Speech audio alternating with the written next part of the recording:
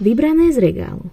V odľahlom kúte mesta vo vysokom a úzkom dome na adrese Rue Vaugirard 4, úplne hore na 5. poschodí, je na nízkom stole rozložený model a nad ním klečí slepé 16-ročné dievča menom Marie-Laure Leblancová. Pred sebou má detailne prepracovanú zmenšeninu mesta, v ktorom kľačí. Stovky obytných domov, obchodov a hotelov obohnaných mestskými múrmi. Nájdeme tu katedrálu s dierovanou vežou, statný Château de Saint-Malo a radom vystavané pobrežné vily prešpikované komínmi. Marie-Laure brúškami prstov na ruke chodí po ochrannom múre širokom 1 cm, ktorý sa ťahá okolo celej makety. Múr má tvar nepravidelnej hviezdy.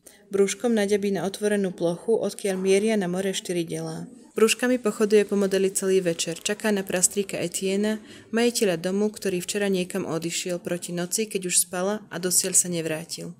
Znovu je tu večer, je dosť neskoro, malá ručička dvakrát obehla ciferník, na ulici vládne ticho a ona nemôže spať. Bombardéry počuje na 5 kilometrov. Blížia sa. Obloha z nich praská, hukot ako v mušli. Táto pasáž bol z začiatku knihy Svetlo, ktoré nevidíme, ktorú napísal Antoine Doerr. Ďalšiu časť príbehu vám prečítame v knižnici 16. mája o 16:30. Ak knihu poznáte, nechajte nám komentár a príďte sa o nej porozprávať 16. mája. Tešíme sa na vás.